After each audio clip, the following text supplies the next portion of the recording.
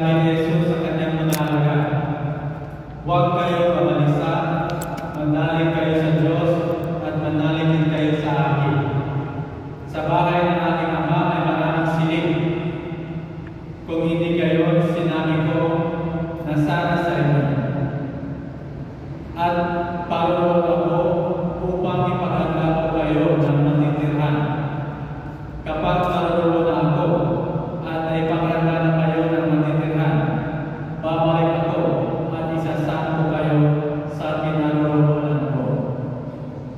At alam na ninyo ang daan patungo sa papuntahan ko.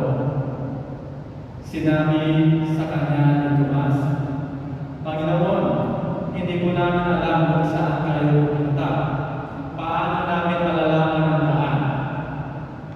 Sumagot si Jesus, Ako ang daan, ang katotohanan at ang buhay. Walang makapupunta sa Ama, kundi sa pamamagitan ko.